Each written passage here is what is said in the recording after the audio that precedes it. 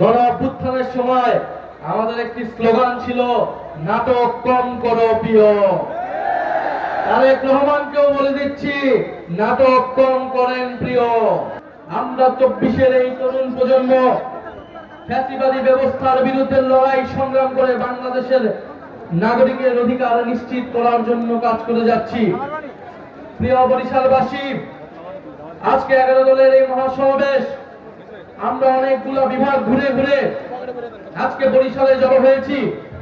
সর্বশেষ আমাদের ঢাকায় মহাসমাবেশ অনুষ্ঠিত হবে। তারপরে প্রত্যেকটা জেলা, প্রত্যেকটা উপজেলায় আমাদের এই কর্মসূচি চলমান থাকবে। এবং এর মধ্যে সরকার যদি গণভোটের রায়ের আলোকে জুলাই সনদ বাস্তবায়ন না করে, তাহলে গণ আন্দোলন এবং গণ অভ্যুত্থান পর্যন্ত যেতে আমরা বাধ্য হব।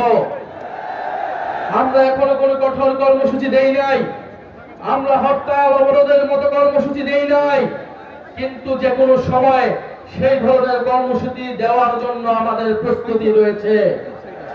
আমরা বাংলাদেশে এই মুহূর্তে এই ধরনের রাজনৈতিক কর্মসূচি দেওয়ার পক্ষে ছিলাম না, কিন্তু সরকার এবং প্রধানমন্ত্রী তারেক রহমান ক্রমশ পরিস্থিতিকে সেই দিকে ঠেলে নিয়ে যাচ্ছে। প্রধানমন্ত্রী অনেক ভালো ভালো কথা বলেন, প্রধানমন্ত্রী মুখে মধু অন্তরে ছলনা।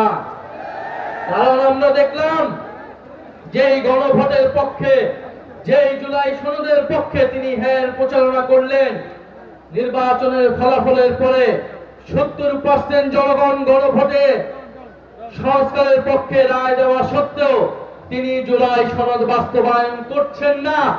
অন্যদিকে মুখে বলে যাচ্ছেন জুলাই সনদ অক্ষরে অক্ষরে বাস্তবায়ন করব। গণ অভ্যুত্থানের সময় আমাদের একটি স্লোগান ছিল, নাটক কম করো প্রিয়। তারেক রহমানকেও বলে দিচ্ছি, নাটক কম করেন প্রিয়। বাংলাদেশের জনগণ আপনাকে ক্ষমতা দিয়েছে মানে এই নয় আপনি যা খুশি করবেন, যেরকম খুশি ছলনা প্রতারণা এদেশের জনগণের সাথে করবেন।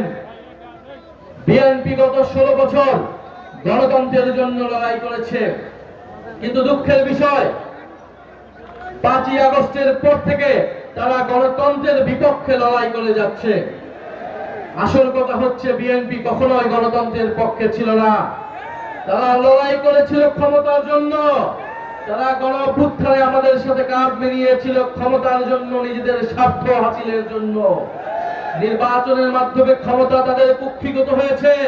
এখন তারা পরিবর্তনের কথা বলে না, এখন তারা সংস্কারের কথা বলে না, এখন তারা 31 দফার কথা বলে না, এখন তারা সংবিধান সংস্কার কমিশনের কথা বলে না।